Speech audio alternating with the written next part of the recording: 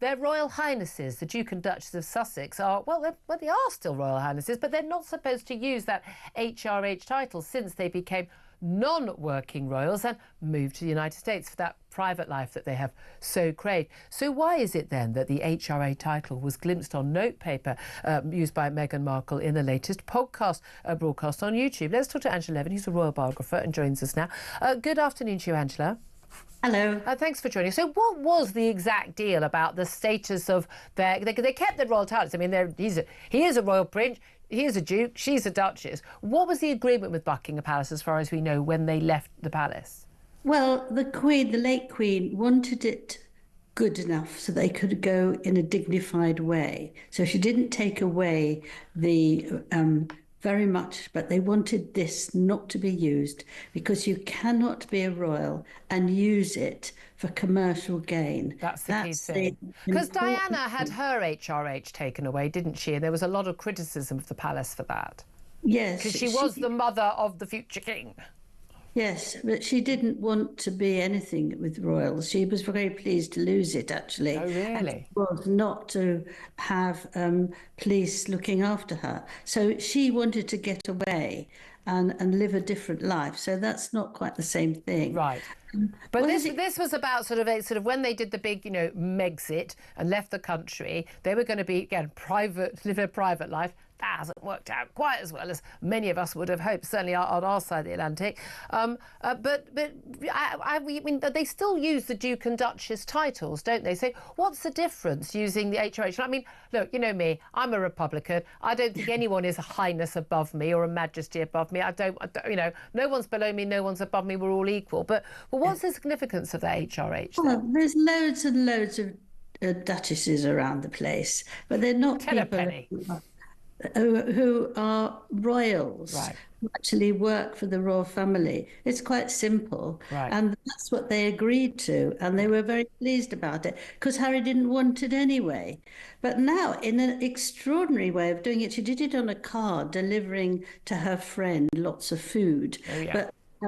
But what's really extraordinary is the Americans don't want any royal family telling them what to do at the, at all. They're not even how to make bath bombs. I'm obsessed even with how the bath bombs. but certainly not politically. They don't want. Meghan's very political, and they don't want that. And as for in the UK, they've been trying to get more friendly with William and Catherine and the King and Queen. So to do this is absolutely going to upset them and make them angry, especially Prince William. So what are they trying to do? Yeah, what purpose does it serve? Especially, I mean, most Americans wouldn't know the difference anyway. I mean, I don't think most Brits would. You say they're trying to sort of get back in with William and Kate, and that's going to be the absolute key. If William, I mean, Charles has had more relations, more conversations with Harry than William has in recent years, by all accounts, from what we do know. Again, we're not there in the room. But it certainly seems that there is zero relationship left between Harry and Meghan and William and Kate. And given that Harry used to live with William and Kate when they were first married, they were that close, started a charity together and the like. It's very, very sad. Do you think there is any way back while, that's crucially, while Harry's still with Meghan? No, none at all. Why actually sort of say, no, yeah, I can do it. I don't care what you say. I'm going to, because I'm strong and I can do it. It's like a naughty girl who does exactly what she wants to upset the people around her. And you can't quite work it out why, but that's what she's like.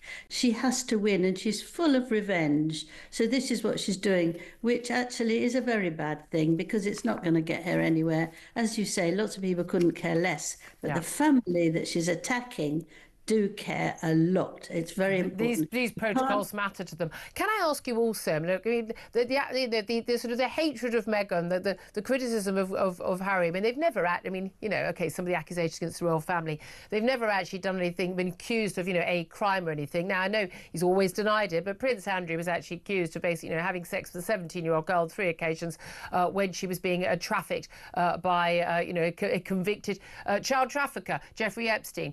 This, of course, refers to Virginia Giuffre. Now, he's always denied it, although a big settlement was paid in the multi-million-pound settlement with the help of the Queen to Virginia Giuffre. She has sadly now died, believed to be taken her own life.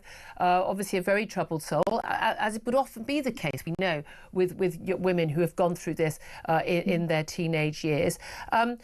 There's also talk about, people talk about Prince Andrew making a comeback. Does that completely put paid to him coming back at all as a working royal, or was that already a done deal? Well, I haven't spoken to the King lately. I think that he's finished. I mean, he's over 60. They're not going to put him back. And if she's died, that doesn't mean that he can go back and start getting involved with all sorts of organisations and start taking planes all over the place to... No one's going to want anything to do with him, are they? No, absolutely not. But I wonder if he has a guilty conscience about what's happened to Virginia. He never met her, apparently. Yeah, well, just that she's a young girl and she was abused, he might feel, this is very sad. I think she loved her children. She had 3 children, but her marriage broke down. And I think it was just too much. And this shows very much to me that anybody who is abused or raped actually needs care. Exactly. The damage that is done for a lifetime, and we know that, whether it's by multi-billionaires in New York or on an island in the Caribbean or grooming gangs in Rochdale. Royal biographer Angela Levin, thank you very much for joining us.